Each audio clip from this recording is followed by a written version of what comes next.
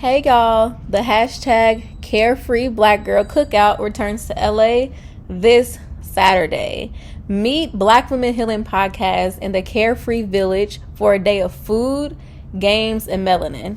Enjoy live performances from some dope LA talent and a vendor market featuring amazing vendors like Black Women Healing Podcast.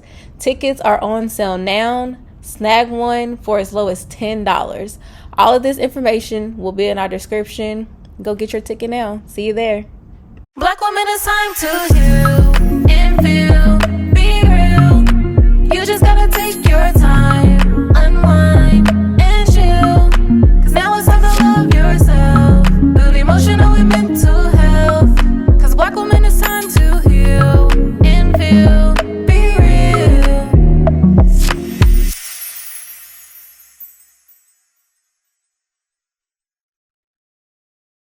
Hey y'all, we're back with another episode of Black Women Healing Podcast, and today we have a special guest as usual. I'm going to go ahead and bring us in and introduce our guest.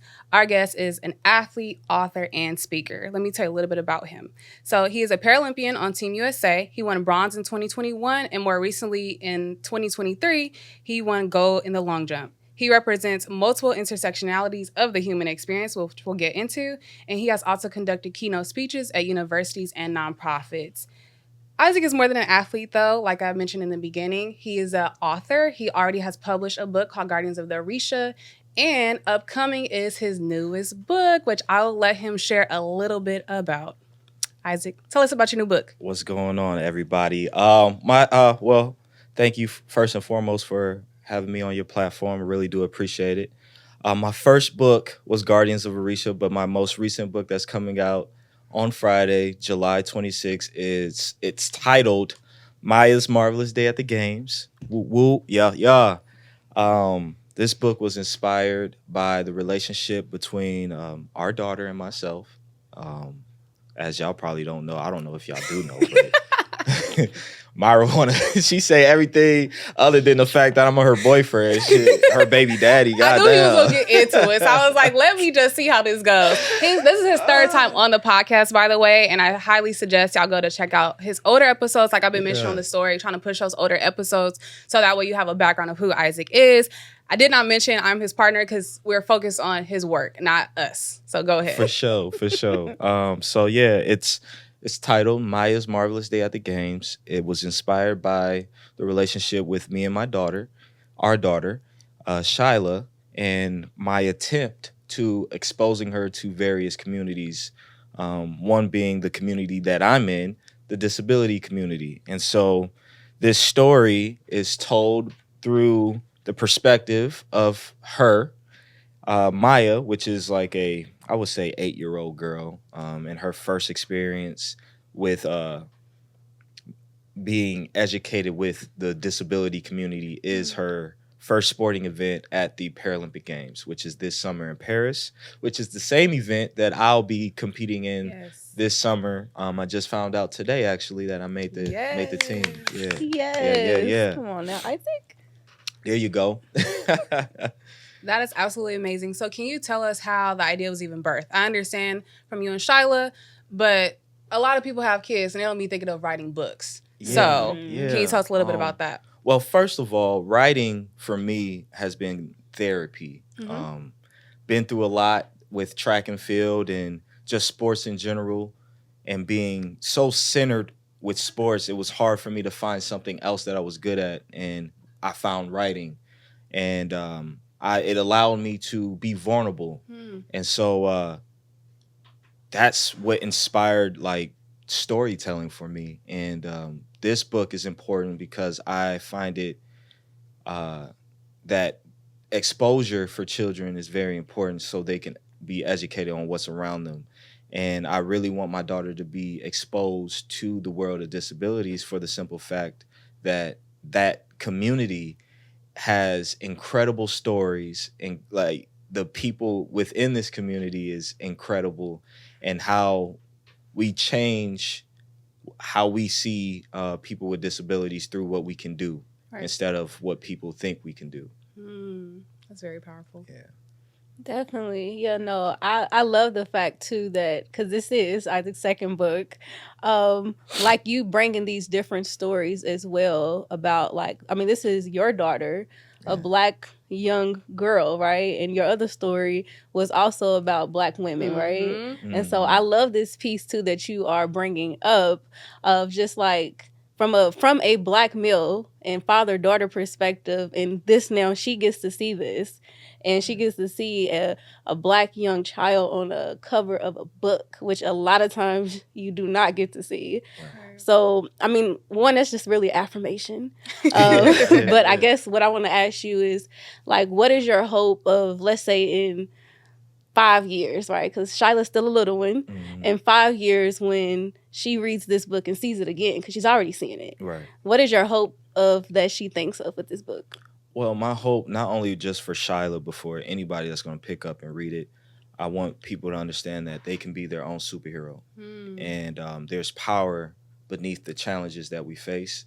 And once we get through those challenges, we can feel that power. We can understand our power. So when we go through other challenges, we can understand that, well, if I went through this, I know I can go through that and get through it. So just understanding that, you know, you can do anything if you believe in yourself and keep dreaming. Yes.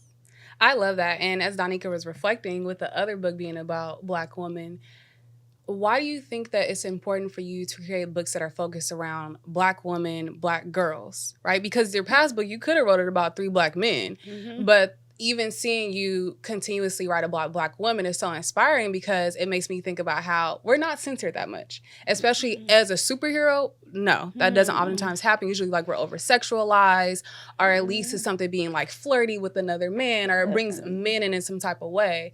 But if you read the book, The Guardians of Orisha, it's centered around these women and them coming together to do something. Same thing with Maya. It's centered around her experience and her learning. So tell me a little bit about just your inspiration in writing about women. Yeah. So for all the writings that I've wrote are centered around rewriting the narrative on how people portray or see individuals that I'm writing about. So for this book, Maya's Marvelous Day at the Games, I'm trying to rewrite the narrative on how people view individuals with disabilities.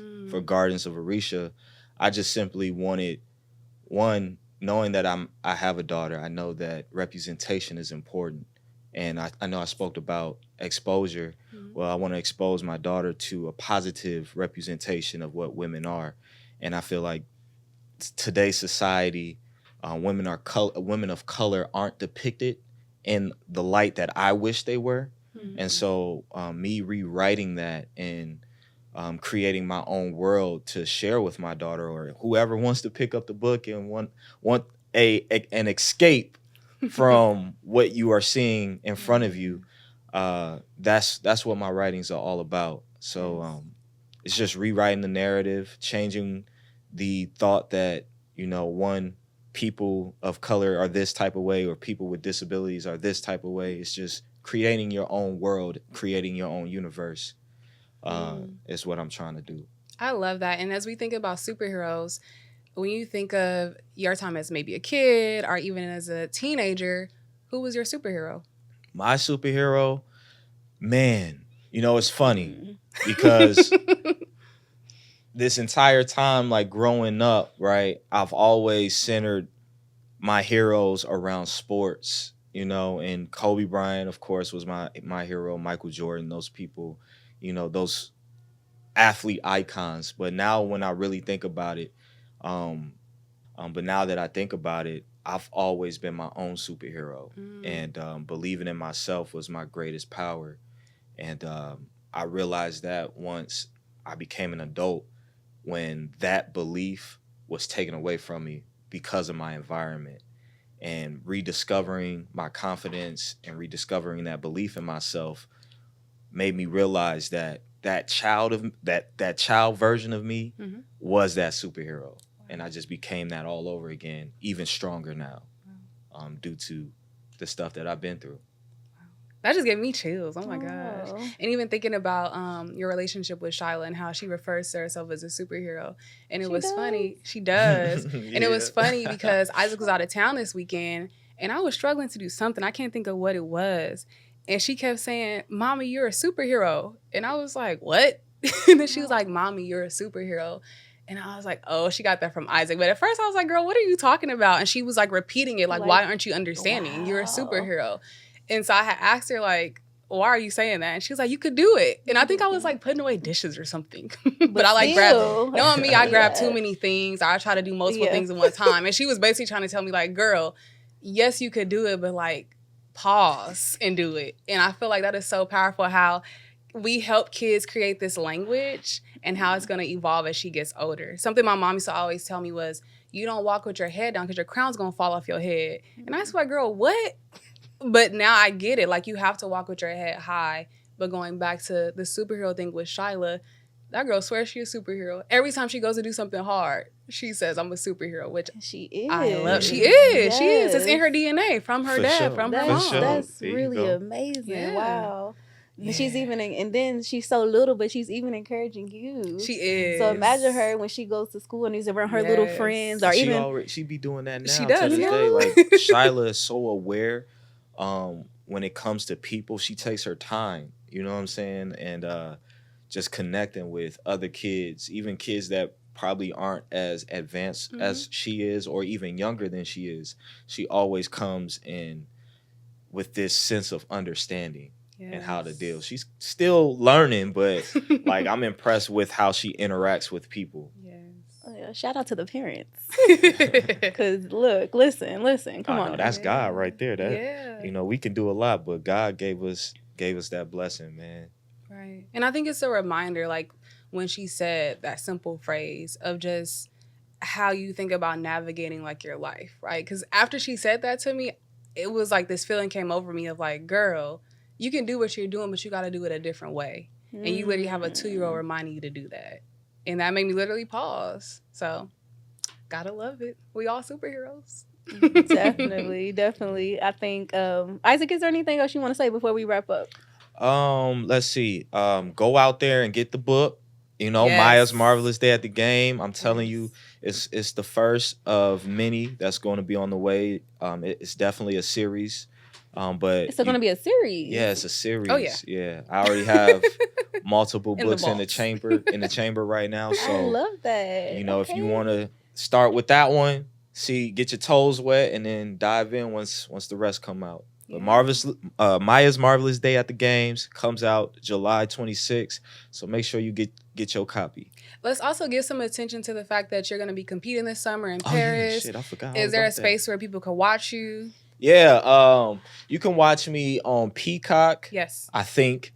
I'm not good at telling people where to watch me at, I swear. So I can actually guide you guys. So if you log into Peacock, they've done a whole special right now that's going to continue all throughout the summer. It literally is like a big thing that pops out at you that'll say Olympic and Paralympic upcoming highlights or something like that. So when you click that, it has different clips that you can watch that have already happened, but then it also has a click to watch it live. And I will highly suggest you just go in there and check it out too, because it's just dope to check it out. So I will highly suggest that. Yeah, and follow me on IJP_IM1 on Instagram. Yes. We going for gold, right? Oh, we already won it, baby. Yeah. We already won it. All right, y'all. Well, that is it for this week's episode of Black Women Healing Podcast. Make sure y'all buy this book. Make sure y'all also buy our book. You know, we have some great healing modalities, as Josh mentioned in our previous episode, how there are many different forms to heal. And even reading something that is a kid's book can be healing for you in addition to our workbook. So please check both of those out. That is it for this week's episode. Can y'all believe that Black Women Healing Podcast has been operating for 5 years? Yes, you heard me, 5 years. So y'all know we have to do something big to celebrate our 5th year anniversary. And so we're going to have a whole event in Compton, California, September 21st, which is a Saturday, from 2 p.m. to 6 p.m. The theme, you all, is Backyard Boogie. We're talking like, you know, barbecue, backyard games, spray paint tees, come out of your 90s. We're going to have a good time. More information to come, but go ahead and sign up in the link in our description. We want to know how many of y'all are coming, because there will be a cap off. So you better get your tickets ASAP, because y'all, we are going to celebrate big. 5 years is wild. So hope to see you all there.